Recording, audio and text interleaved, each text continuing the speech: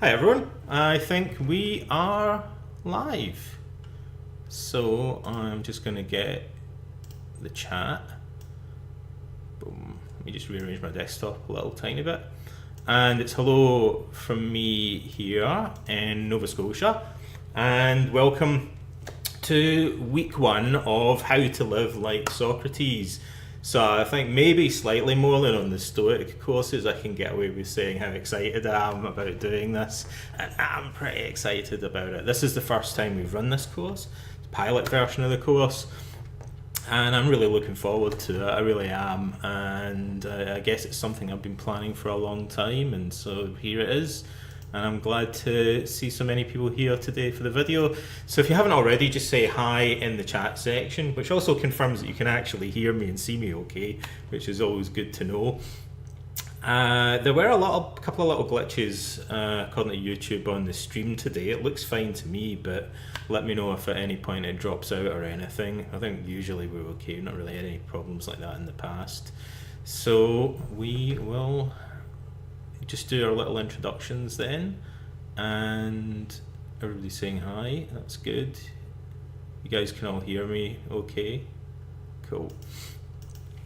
So I guess today is a little bit more of a gentle, because it has to be more of a general introduction than the weeks 2, 3 and 4 webinars will be. There's a lot of content I'm going to cover today. I'm mainly going to give you an overview. I hope that's what you want. I'm going to explain what the course content consists in, maybe stuff that you've already looked at, say a little bit about that, but mainly looking to the week ahead and just kind of highlighting things. But I'm also going to throw in a few comments here and there about, you know, the way to use things, a little bits of information that might be interesting to you. Cool, you can hear me and see me okay, we are good. So first of all, I'm going to do some general housekeeping stuff, like stuff that's important to know. I'll get that out of the way fairly quickly though. I'll do a recap of the preliminary section, the welcome section, overview of week one. I may glance at the live chat a little bit. I do find it a little bit difficult sometimes to respond to questions while we're doing the video, so I'll tend to look at the chat more at the end, and I might respond to questions in the chat unless I particularly notice something. I think from my previous testing that there's a delay of 30 seconds, timed it. It seems to vary a little bit, so there may be a little bit of a delay of about 30 seconds between me responding to things that you put in the chat, basically. If you want to ask me a question directly, it helps a lot if you put @Donald in front of it, and then I'm more likely to see it, especially if there's a lot of people watching and there's a lot of activity in the chat. It can be hard for me to kind of spot questions unless there's I'm tagged at the front of them. Today, how long will it take? I think 30 minutes. I'll warn you though, I always underestimate it. So if I say 30 minutes, it's probably going to be 45. Although we're live, you can pause this, by the way, and there's like a delay of about 2 minutes at the end, and then YouTube will, if you come back and refresh the page, there'll be a recording here that will be permanent, and you can go back and re-watch this as many times as you want. You can rewatch it on the anniversary of this occasion to celebrate if you like. So a couple of practical things that I usually go through at the beginning. If you have Apple devices, there's an iOS app, an Apple mobile app that you can use on tablets and mobile phones for these courses. The software we use is called Teachable, and there's a link to that at the top of the main website page. It just says iOS app. So that was kind of out the store for a while. I don't know, some of you were in courses before, you might have noticed that it disappeared, but it's back now. And then people say, is there an Android app? There isn't one at the moment, unfortunately, but this website should be mobile responsive, so even if you're using Android in a web browser, you should be able to use it fairly well. But there is also an app you can download for Teachable courses via the Apple App Store, or whatever it's called. Practical stuff, but emails.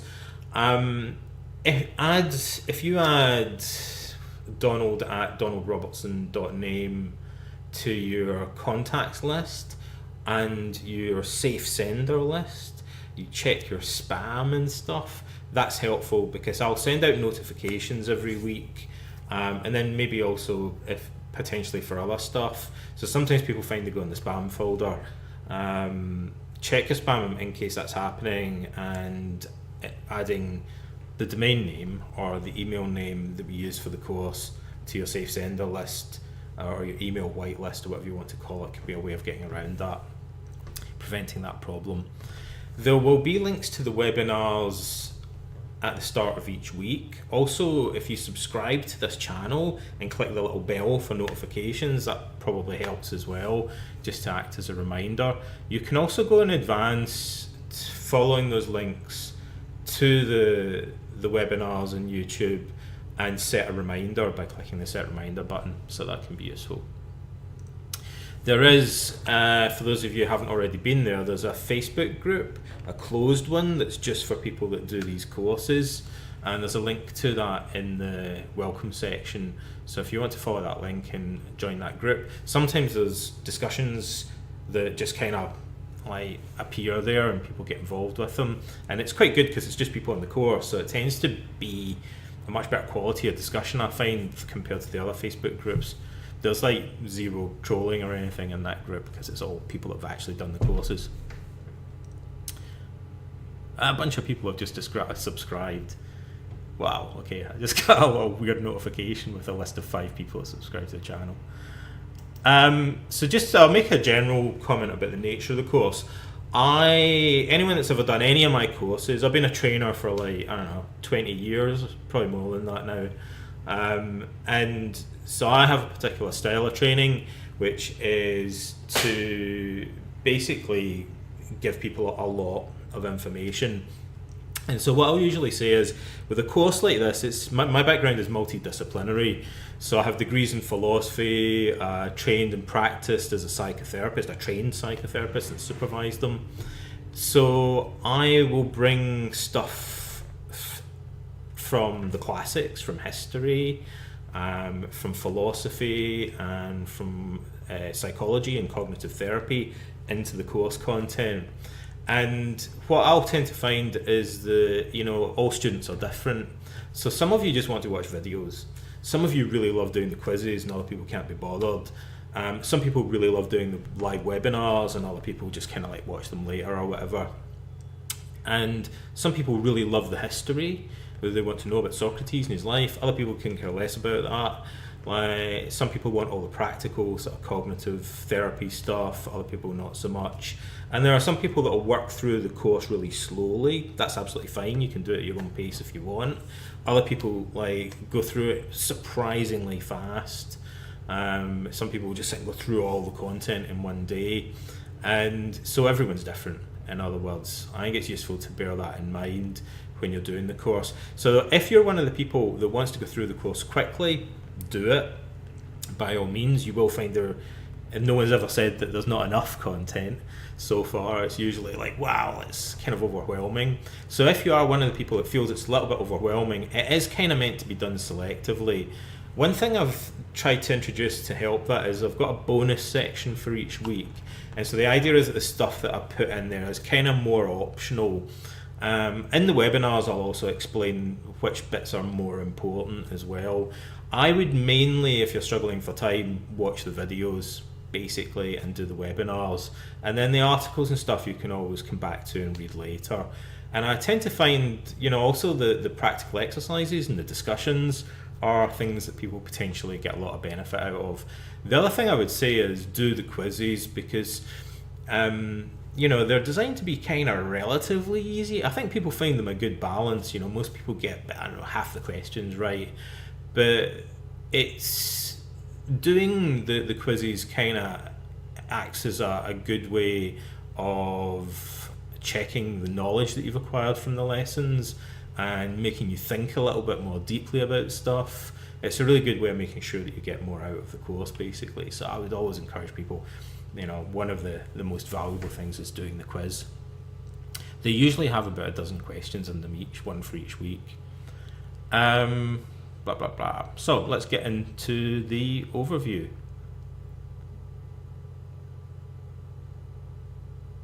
Facebook link doesn't work. Is that right? Okay, I'll have a look at that if there's a problem with the Facebook link. Interesting. Okay. So the preliminary section, as I said, lots of content. The main thing in the preliminary section is to watch the welcome video, because it's designed to kind of bring you into the course and give you a broad overview, and also the welcome letter, because there's like some housekeeping practical stuff that's in there. Like sometimes when people encounter problems doing the course, like I'll find it's stuff that's been addressed in the welcome video or the letter, but they maybe haven't read it, so they've kind of missed that. It's the same on any type of training. You know, the guy that arrives late and doesn't hear the kind of induction at the beginning is usually the one that's confused later. And you know, so the stuff at the beginning is kind of there to troubleshoot, like, and to help anticipate typical things that people will ask about. So definitely do the welcome video and the welcome letter. The other thing I'd say, maybe this is stating the obvious, but it's worth just reminding you that because some people go through things more quickly, the discussions that are taking place, you may miss a lot of interesting stuff that other people have said. So you might want to go back and have a look at the discussions later towards the end of the week, just in case you kind of missed stuff. Some of the discussions I find are surprisingly good in a way. You know, once you're in a course like this, there are people that have really interesting things to say, especially discussing the excerpts and discussing the practical exercises. You know, and some people tell me like they get a lot of the value that they get from the course comes actually, you know, from the discussions. And also I find that people who take part in the discussions tend to kind of feel more engaged with the course. Like they feel like they're more part of something, and that's beneficial for the learning experience as well. I think in the welcome section, the initial discussion, there's already like 50 or 60 comments. I should say as well that, time permitting, I will normally like respond to the majority of comments, even if I don't have all that much to say except hi. You know, I'll normally make a point of responding to people's comments just out of kind of etiquette or politeness. But sometimes I will give kind of long-winded answers as well if I think there's something really interesting to discuss. People do like the favourite quotations, but it's, from my perspective, it's like, here's a bunch of quotes. It's not the most exciting thing, but I think when people are new to the subject, the feedback I get is that they find that really valuable. So you might want to have a look at that as well. There's a video in the preliminary section, or the welcome section, if you haven't seen it already, about the life of Socrates. That's a kind of introduction and an overview. It's about 20 minutes long. That will also give you a good preparation, because it's designed to just kind of give you a broad brush introduction to who Socrates is, his character, his life, and it will also set you up then for a lot of the more narrowly focused, more specific aspects of his life that we're going to focus in on later in the course. There's also there's a little timeline that you might want to look through. You know, there's some interesting things about that. I really find it helps to put his life in perspective. And you'll find as well there are a lot of ambiguities and uncertainties about Socrates' life and his philosophy. We call that the Socratic problem. You'll see, you just kind of have to accept that when you're studying Socrates, that we have ambiguity in the sources, we have gaps, we have contradictions, you know, but nevertheless we can still study the subject and learn a lot about it. We need to be kind of tolerant of some of these little glitches though, or whatever. So even in the timeline of Socrates' life, as you'll see, there are kind of gaps in it and, you know, uncertainties, but nevertheless there is quite a fairly interesting picture that we can paint of the course of his life. There's also a map there which is, I think, worth looking at. I think in some of the ancient texts it implies that Socrates didn't really leave Athens, which in a sense he didn't. But actually we know that, and it's often said that he didn't leave Athens today. He's very much associated with Athenian society, but we know that he left Athens because he was on military service. So actually we can debunk that really easily. He definitely travelled. He was with the army. So that map kind of indicates some of the major battles that we know from multiple sources that Socrates took part in. And we can see he travelled quite far to the north of Greece, to Thessalonia, and a bunch of other places. There's some places there's little indications that he may have travelled to. There's a little bit more uncertainty. Although he probably, when he wasn't in the army, he probably did spend most of his life in Athens. So maps, timelines, sometimes help us to kind of grasp things a little bit more, or maybe debunk some misconceptions about someone like Socrates. There's also a video in the welcome section about the cardinal virtues, which I find is a subject that people tend to be really interested in. Those are the virtues of wisdom, temperance, justice, and courage. I would normally list them in a different order from that, but those are the order that I've chosen to put them in the course, because I think it makes more sense in terms of the course structure. When I was first thinking about how to design this course, I was like, how are we going to chunk it up? And that's often a problem. Like, it's a big, complicated subject. And then I suddenly realised we can do it in terms of the 4 virtues, and it made perfect sense. It was one of those things that just kind of like snapped into place. I realised it's really easy actually to structure Socrates' philosophy and also some of the practical stuff, some of the stories about his life. It just fits beautifully into those 4 categories. So that's the structure that we've got, and I know that that's a 4-fold model, a framework that really appeals to people today. So that's a useful video to watch as well. I'd recommend that you have a look at it. The 4 sections of the course then are week 1, which we're now in, is about wisdom, logical place to start. It's the most important of the virtues. And what does that inevitably that ties into? Socrates himself connected the virtue of wisdom with the Socratic Method itself. So it gives us a great introduction to Socrates. It's really the heart of philosophy. It's in a sense, it brings us into discussion of the most important aspects of his story. Perfect logical place to start. Virtue of wisdom, the Socratic Method. Week 2 is about the virtue of temperance. This is the one that's tricky to translate, or sometimes you might say it's self-control or modesty. Sophrosune is the Greek word. It's kind of a little bit there's not a one word that perfectly translates it in English, unfortunately, but traditionally we call it temperance. And philosophy is a way of life. This is interesting to do next because it allows me to talk about Xenophon more, because he really focuses on self-control as a virtue that Socrates taught and exhibited in his own life. So it allows us to get beyond Plato and look at our other major source for Socrates and think about philosophy in a more kind of down-to-earth way as an actual way of life, about tangible stuff like physical exercise, eating, drinking, how Socrates thought about desire and pleasure.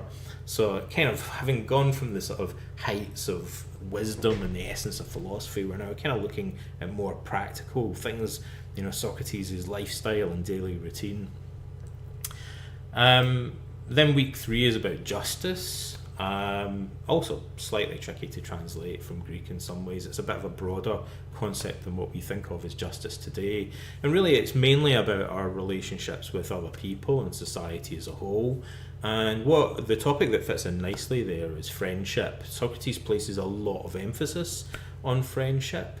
He's quite emphatic about that. There's at least one Platonic dialogue that's focused on friendship, and it's a theme that runs through the rest of the dialogues. In Xenophon, there are 5, if I remember rightly, separate little dialogues in the Memorabilia that talk about friendship, and it's a theme in the Symposium Xenophon, and to some extent in the Symposium of Plato, I guess, as well. So it's something that Socrates talks about a lot and places a lot of importance on. So that's a good opportunity for us to talk about justice and friendship. Also means we can talk about the Republic, which is, after all, Plato's magnum opus. Although throughout this course, I think I say in the introduction, you have to kind of take an angle on Socrates, and I'll generally be going more after Socrates than Plato.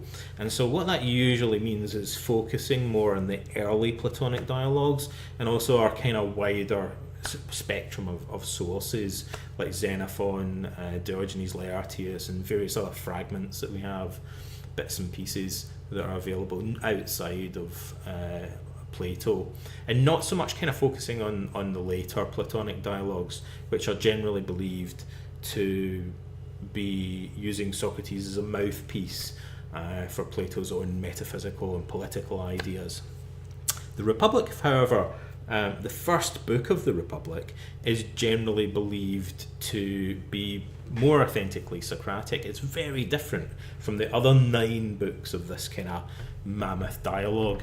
And so we'll talk about the first book of the Republic quite a bit, because it's a masterpiece. It's beautiful, it's concise, it's very engaging. It says some interesting things about justice, but also about psychology and how it relates to Socrates as well.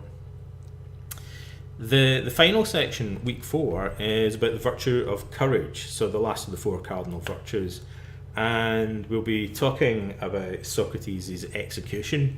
Seems like a logical place to end. I suppose either we'd start with that or we'd end with it, or both.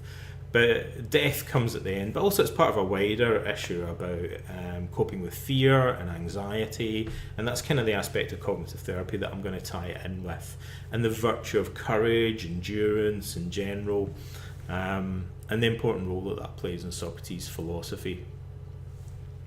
So there's an infographic that goes with that. Our graphic designer, Rocio de Torres, created a little infographic with the 4 cardinal virtues and the image of what's known as a tetramorph, which is this much later idea that the virtues correspond with 4 animals. So we made a cool infographic that these images you can use as wallpapers on desktop computers as a kind of reminder. There's also a list of the Socratic dialogues, actually the Platonic dialogues, or there's some other stuff in there as well. I just find it incredibly useful because there are so many Socratic dialogues in Plato and Xenophon, and a little bit beyond that even, it's kind of hard to remember who's in them all and what they all cover. So it's useful to, I've read them many times, but it's useful nevertheless to have a list that you can refer back to. And there's a list of some of the Platonic dialogues in there. I haven't included all of them because I wanted to focus, like I said, more on the earlier ones. So some of you might treat that as reference material. I don't know. You can skip it if you're not particularly interested.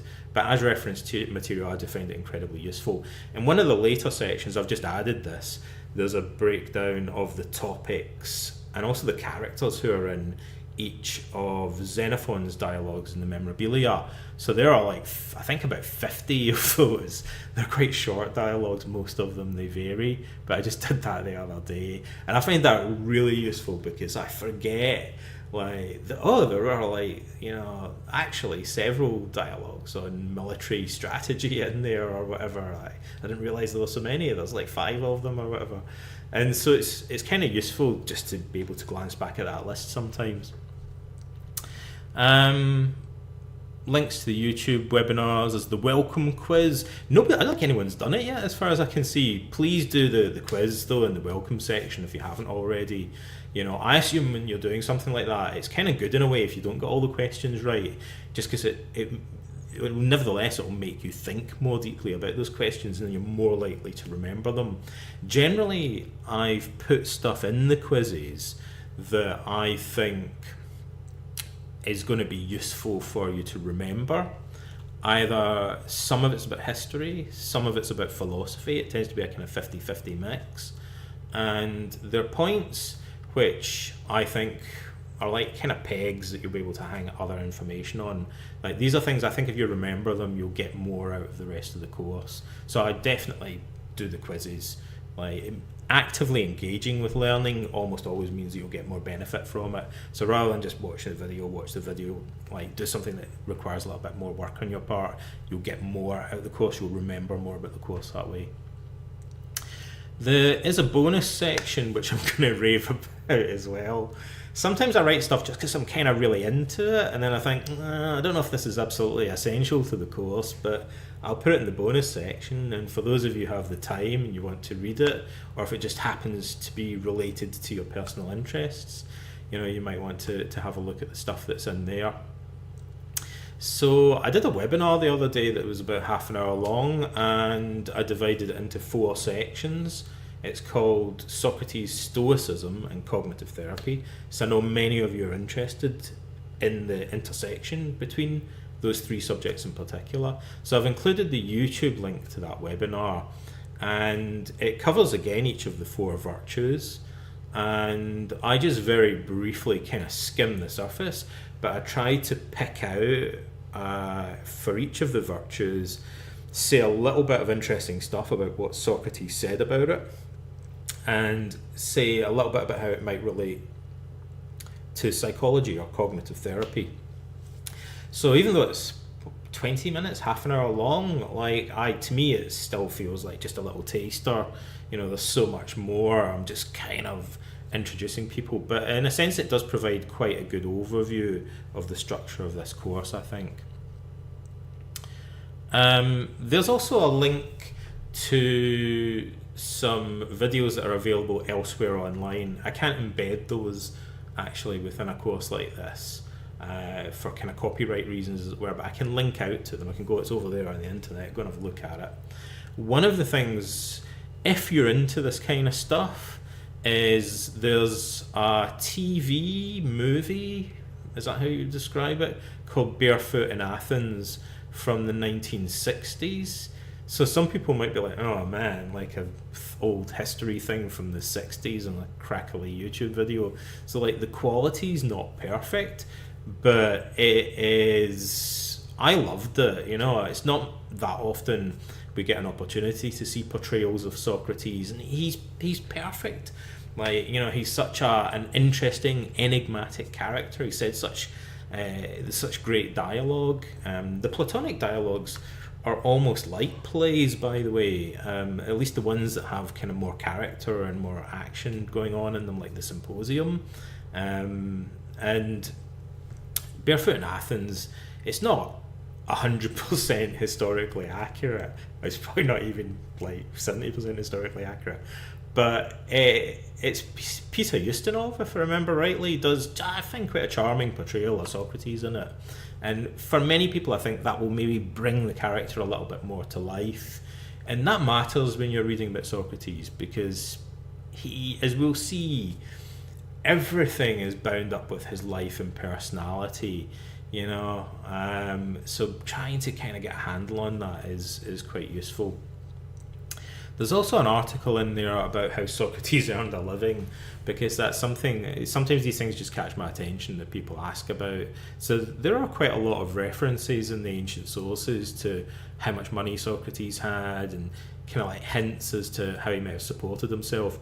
It's one of the many mysteries about him is this guy doesn't seem to have had a job, but he had 1 or possibly 2 wives and 3 kids. How did he actually sustain himself? So there's a bunch of other, a surprising number of questions that kind of tie into that, actually. So if you're interested, there's a little optional thing in there about what the ancient sources kind of imply about his status. I would say it seems to me that Socrates appeared to many people to be impoverished and was ridiculed for that. He kind of looked like a beggar, apparently, at least at times. Other times he seems to have dressed up more because he did associate with aristocrats. But I would have put him at a kind of lower middle class status, and many Athenians would have had at least 1 slave. There's no indication that Socrates owned any slaves, and I would say it looks like he probably didn't. So there's some kind of interesting things in there, but maybe it's kind of nerdy for everyone in the course, so feel free to skim that if you're not interested. There are also 3 separate bonus sections. Can I share the transcript of the webinar? Yeah, really easily, actually. I've got that. I can just post it. I'll just put it underneath where the the YouTube videos embedded.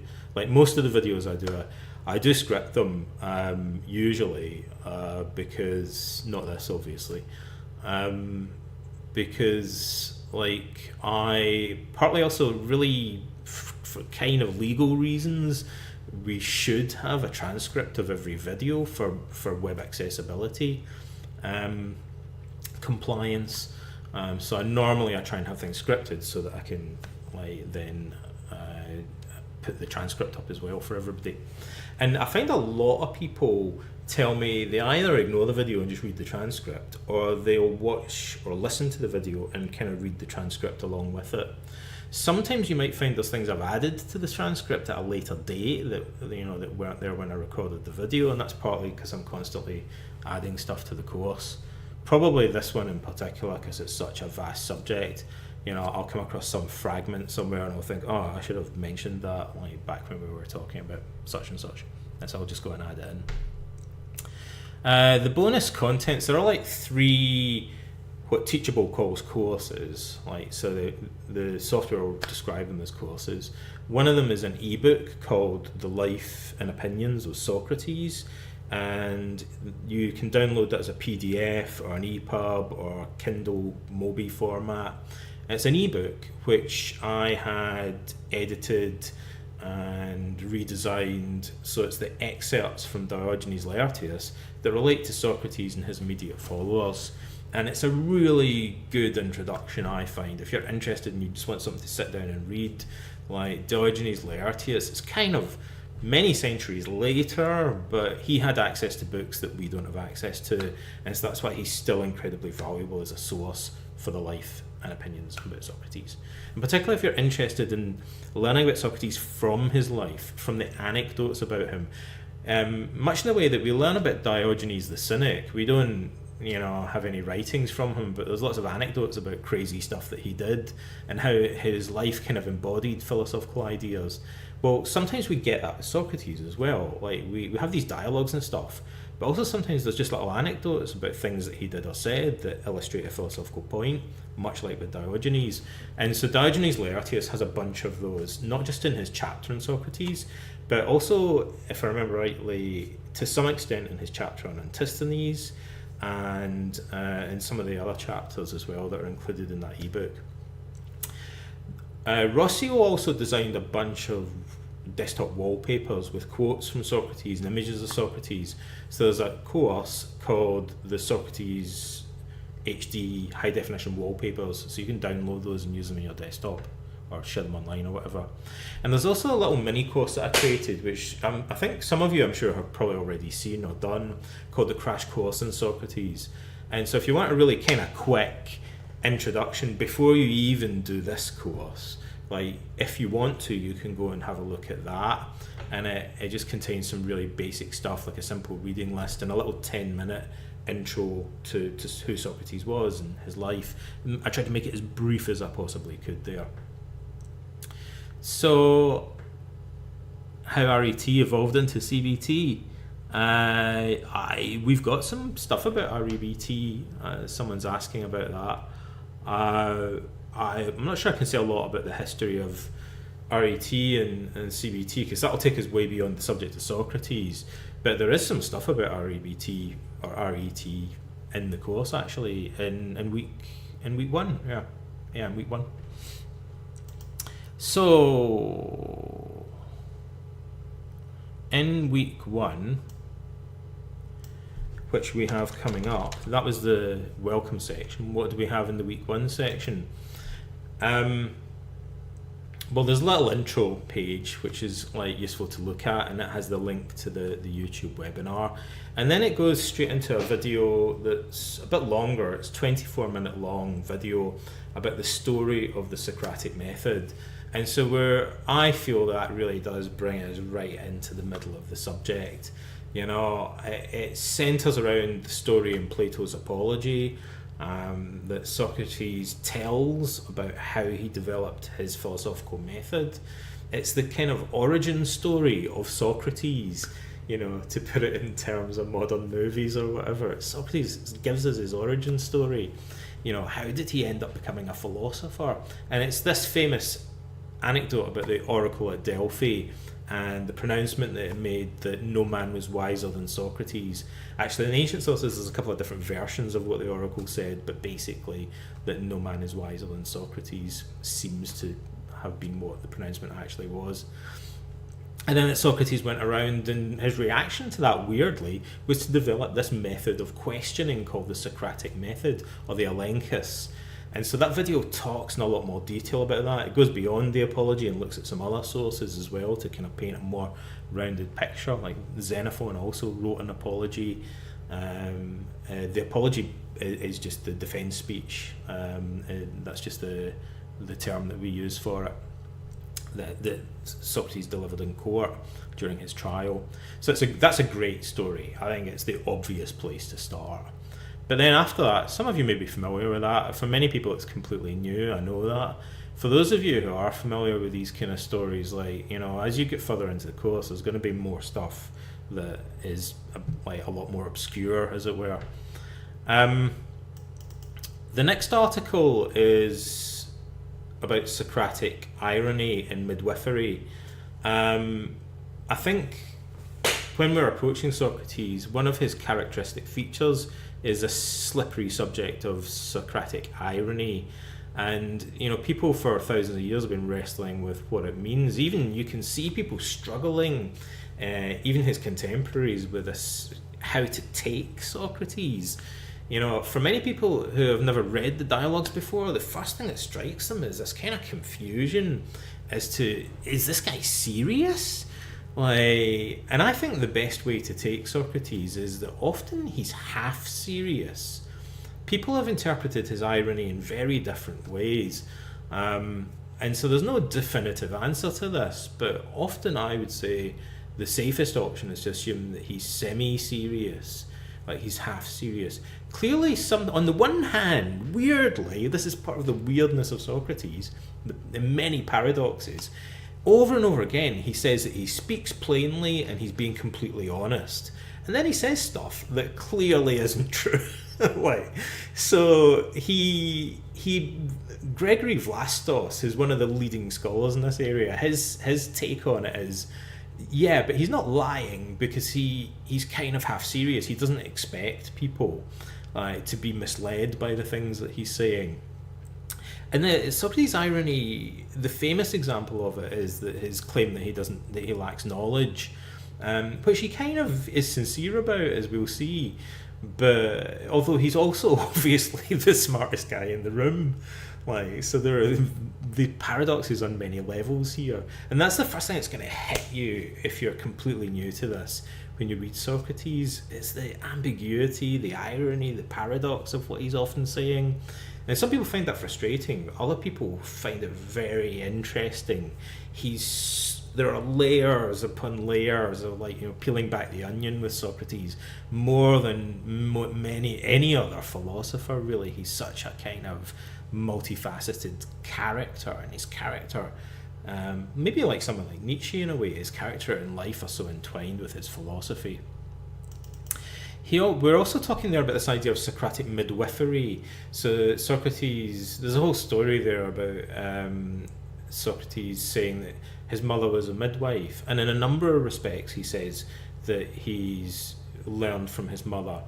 But he's employing this method where he says that the people to whom he's speaking have wisdom or knowledge within them, and he's questioning them. He's using an odd style of questioning to try and help them give birth to these ideas.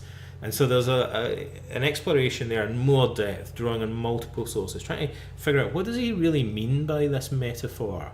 And it's interesting because this idea of midwifery, of helping people to kind of give birth to truth or insight or wisdom that's within them, is obviously something that resonates with virtually every form of modern psychotherapy. Throughout the whole history of modern psychotherapy, this is a kind of metaphor that people were aware of from Socrates. We call it being client-centered, non-directive, you know, like trying to bring things out of the client rather than impose them on them. And then also, again, the paradox that Socrates often does seem to be incredibly leading at the same time. He is kind of like putting ideas in people's minds. So there's some like interesting stuff to look at there that tell us about his method through these kind of these two key concepts basically that define his approach. Then there's a video, it's about 20 minutes long, on Plato's Euthydemus, and in that dialogue there's one of my favourite bits about Socrates' philosophy, where he employs what's called the protreptic method. And that means that sometimes, although he does it through question and answer actually, it was common in ancient philosophy to deliver speeches that were meant to be like, kind of like we would describe today as a motivational speech. They were meant to inspire people to become virtuous, maybe in some specific way, or often more generally to become philosophers, to embrace the philosophical lifestyle, as it were, and the goal of attaining wisdom. And sometimes that might just be like a motivational speech. Even Socrates would sometimes do it like that, and sometimes he kind of does protract it through question and answer, which is what happens in the Euthydemus. So he's got this guy who Socrates thinks has kind of been misled a little bit by the sophists. He's like many of Socrates' partners in dialogue. He's speaking to a young Athenian man who's just kind of like trying to get a sense of direction in life. And Socrates questions him about the nature of wisdom, basically. And it's interesting because he deliberately contrasts himself with the sophists. And he says, look, I'm going to give you a demonstration of how I would do protreptic. And in contrast to the sophists, who are just messing about and doing wordplay, using what's called the Socratic Method, really just kind of like trying to make people look stupid in a way, almost trolling them, if you like. Socrates said, I'm going to speak very plainly and very simply. So having said he's ironic and ambiguous, in this dialogue he's much more straight down the line, and he says, look, unlike these guys, I'm just going to talk straight to you. I'm going to ask you a bunch of questions about the nature of wisdom. And he converts this guy to philosophy basically by doing that. But in the process, for those of you who are interested in Stoicism, incidentally, the Euthydemus, where Socrates speaks most candidly in a way about his exhortation to philosophy, it's in a sense one of the most stoic of the Socratic dialogues. Which you can take that as suggesting, maybe Socrates was more akin to the Stoics than he often seems, and when he's being more candid and more focused on the core of his philosophy is when he seems most stoic. It's also interesting to look at that dialogue because the other one that has stuff in it that sounds quite stoic is the Apology. There's just like a couple of little remarks in the Apology where Socrates seems to be saying that virtue and wisdom are the highest good, possibly the only true good.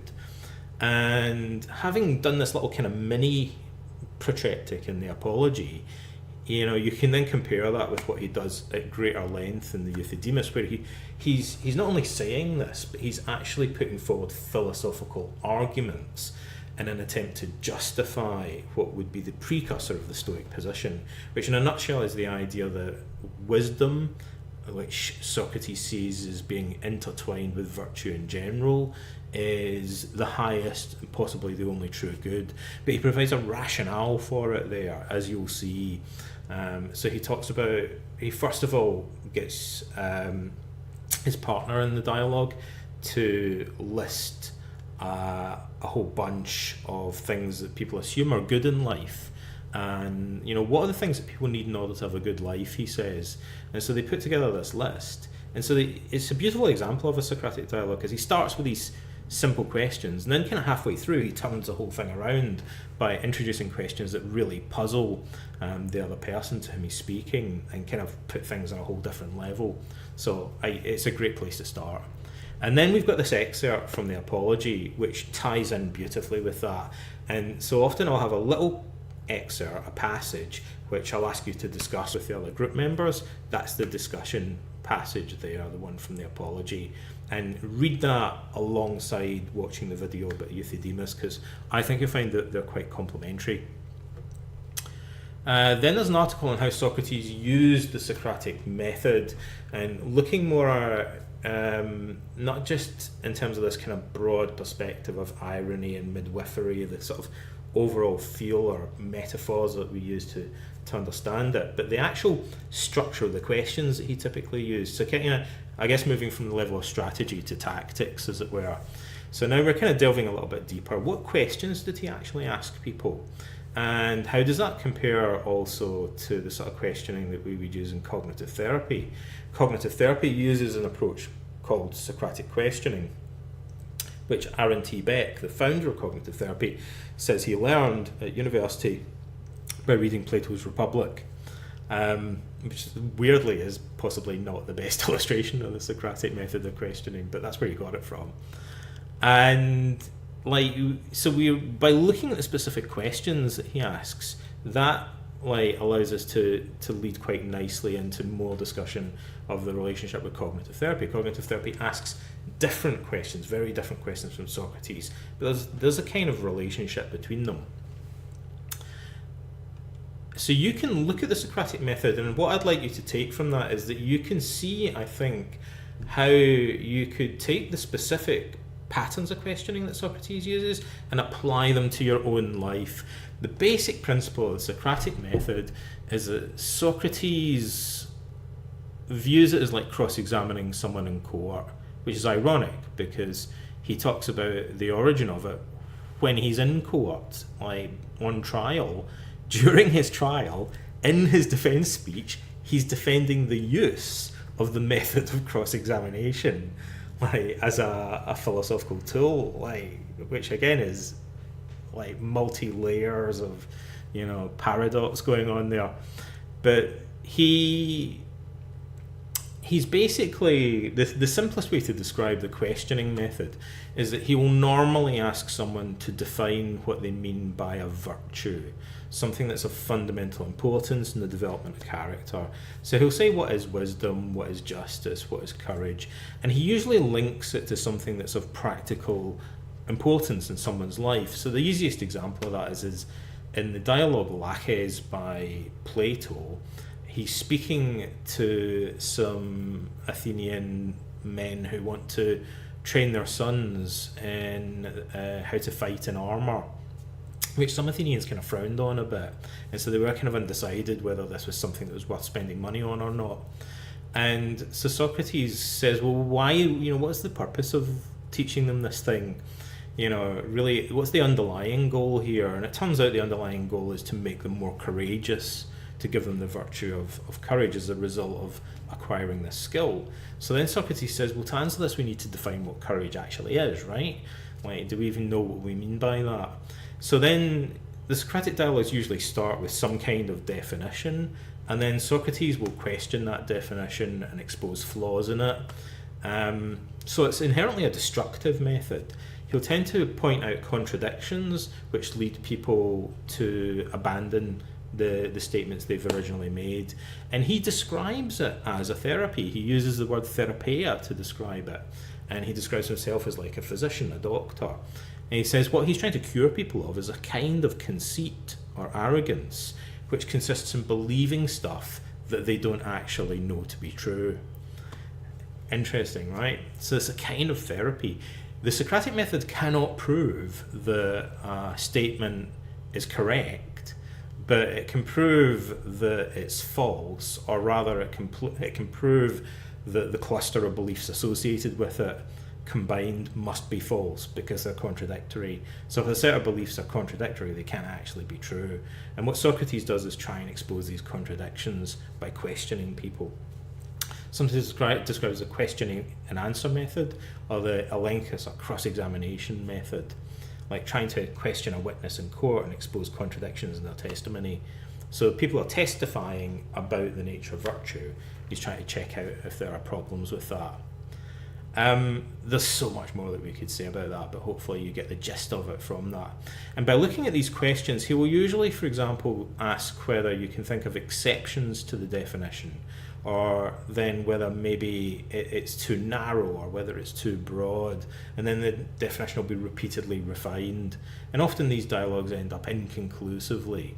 Right, so we've learned a lot along the way, but we don't have a definitive answer at the end of it. They result in what's called aporia, or a kind of bewilderment or confusion or puzzlement on the part of Socrates and also the other person in the dialogue. So from that, we can derive questions that you could potentially use in your own life to experiment with this method, and I would encourage you to do that.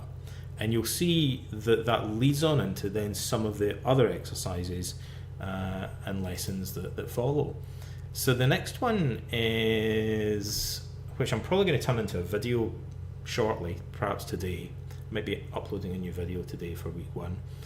But the next section at the moment is an article about the Socratic questioning approach and how it relates to cognitive therapy. And that's where we talk about rational emotive behaviour therapy. So there's some good examples there of irrational beliefs that are targeted in cognitive therapy. And I put forward an argument about, how, although on the surface this looks very different from what Socrates was doing, although there are obviously some kind of similarities, I think if we dig deeper, actually there is more in common than meets the eye between cognitive therapy and the Socratic therapy of philosophy.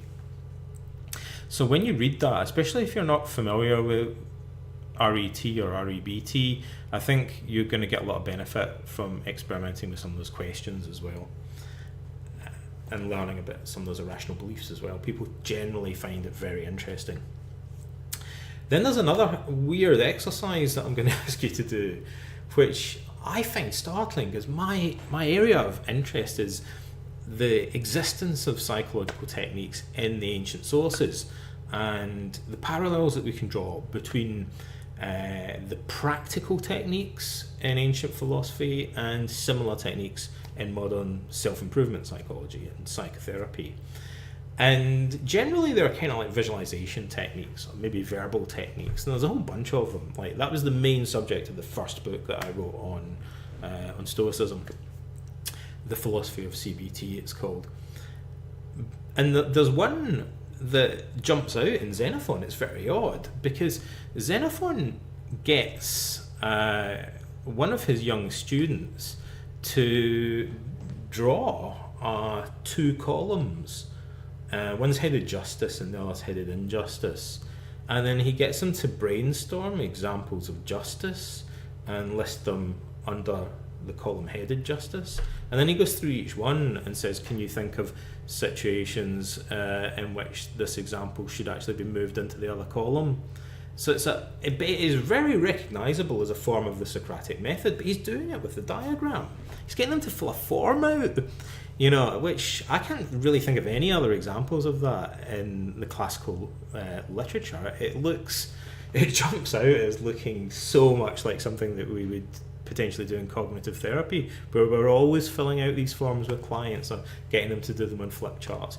And here is Socrates drawing this diagram, this form with 2 columns, and getting his student to do this as a form of therapy. It's fascinating, and we can do that now.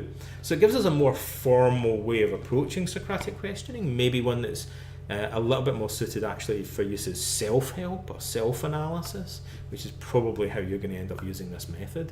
So Socrates uses this method often in dialogue with another person, but he also says that he used it on himself. So right from the outset, Socratic method was a self-help or self-analysis strategy as well, and that's the way in which you're probably going to be approaching it.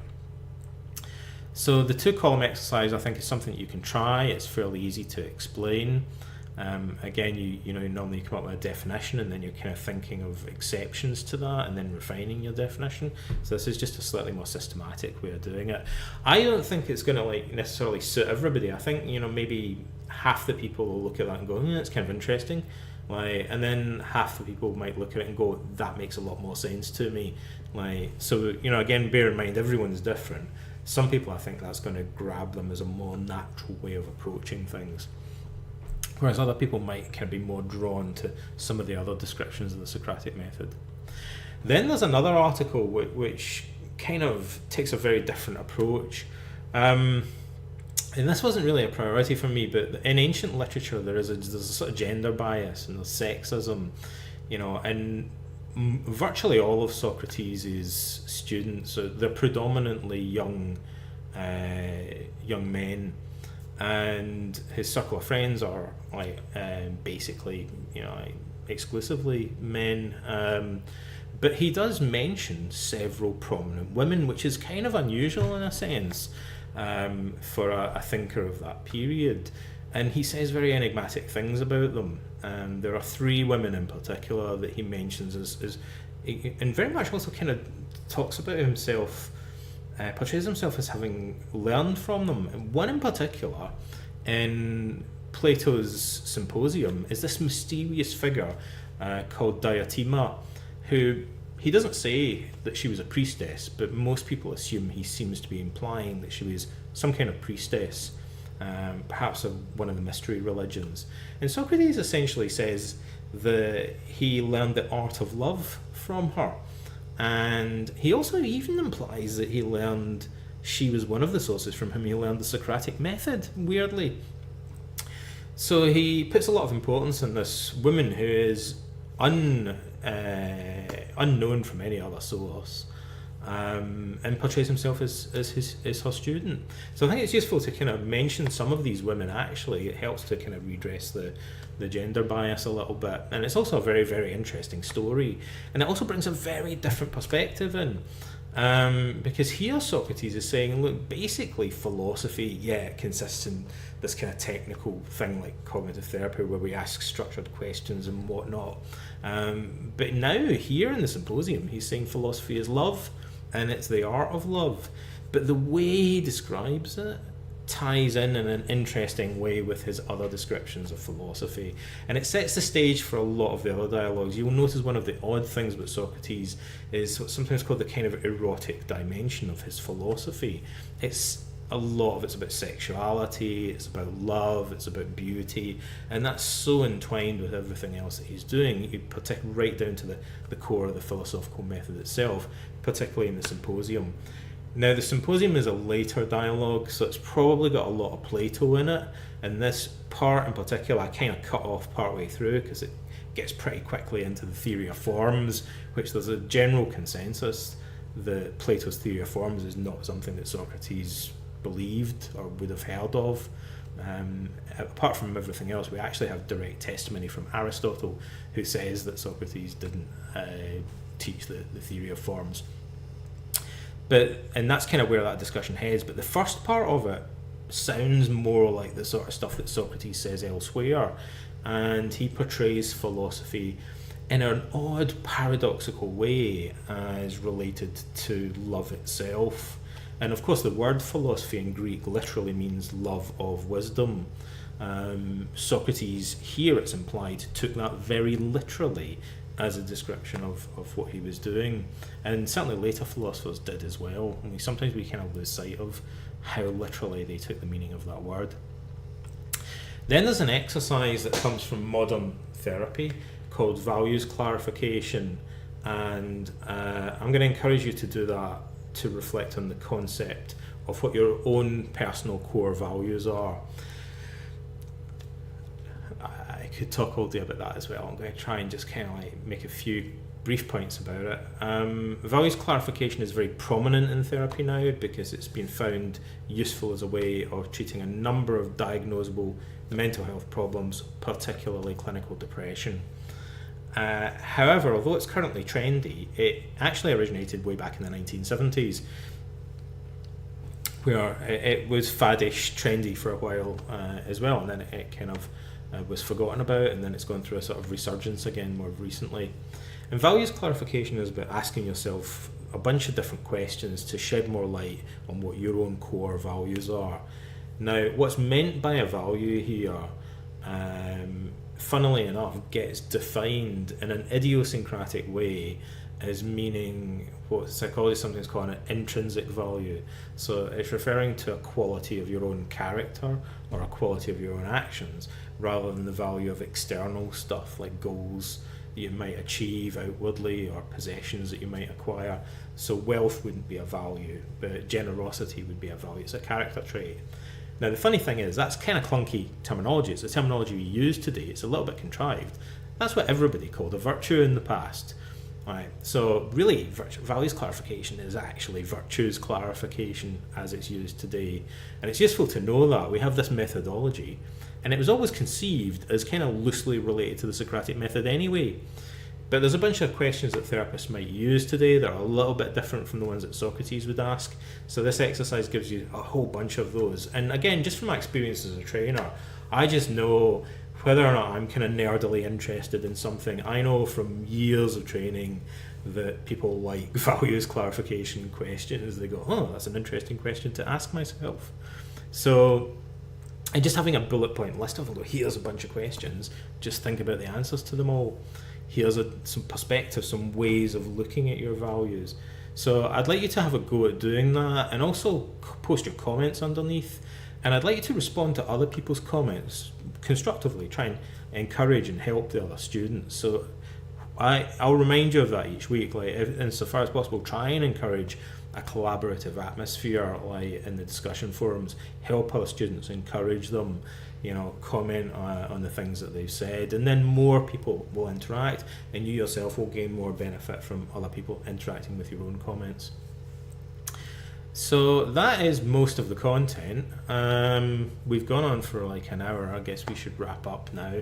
There's the knowledge check, which again, very important to do, and the bonus content for this week consists of, I might add other stuff, but as an article about the Socratic schools. Again, it's optional, but if you want to know, when Socrates died, he didn't leave a school, as it were. He didn't write any philosophy, but his followers kind of fragmented into, traditionally it was said, 10 separate Socratic sects. Some are virtually unknown to us today, and some are more prominent. So this article looks at some of the main Socratic sects and how they focused on different aspects of his philosophy. We mainly think of Socrates now through Plato, but even in the ancient world, it was said that Plato misrepresented Socrates in certain respects. So it's useful to look at how other people interpreted him among his own circle. And then in the Hellenistic philosophers, like particularly the Stoics, who follow a couple of generations, 3 generations after the death of Socrates, how they then try and kind of reconstruct his philosophy and the impression that they have of what he was talking about and how it compares to Plato's version of it. There's also a really cool infographic that I designed with Rossio. I just think it looks awesome, and I think you might find that useful to look at as well. And then there's another really nerdy article, again optional, about Socrates in Greek comedy and what's known as the Old Comedy, particularly Aristophanes. Our contemporary sources for Socrates, his life and character, are Plato and Xenophon, from whom we have many dialogues and some other bits of writing, notes and stuff, and then some other like fragments. And then we have, even before Xenophon and Plato, they wrote probably after Socrates had died, but just after, but they knew him personally. But during his lifetime, the Aristophanes, the comic poet or playwright, wrote satires about Socrates, and so did other satirists, of whom we just have some fragments. So from these satirists, and also from a couple of orators, we have contemporary sources from who were writing during his lifetime, earlier than the philosophers, and the picture that they paint of Socrates is fascinating, because again, it's steeped in ambiguity. On the one hand, it looks like they're joking. On the other hand, it looks like they're kind of confusing him with sophists and also with natural philosophers, but there may be some grain of truth in that. And then they're also saying stuff that looks more kind of authentic, but is kind of tantalizing. They describe him, you'll see, in ways that I think make him sound more like Diogenes the Cynic. They go on about how he looks like a beggar, and he's barefoot, and his followers are dirty and long-haired, and they look like Spartans and stuff like that. So this kind of picture that they paint of him is a riddle. It's baffled classicists in a sense, but if you can deal with the ambiguity of it, it's it's fascinating. It's like a fascinating riddle about who this guy was, and it's our earliest. These are our earliest sources prior even to Plato and Xenophon. So there you go, some stuff for you to get your teeth into. If I haven't answered questions that are in the live chat, I'll do that in a moment when I kind of end the broadcast. So thank you so much for making the effort to tune in today, or also thanks for watching if you're watching the recording, and it's goodbye from me once again in Nova Scotia. I look forward to seeing you at the same time next week, and I hope you enjoy week 1 of the course. Bye.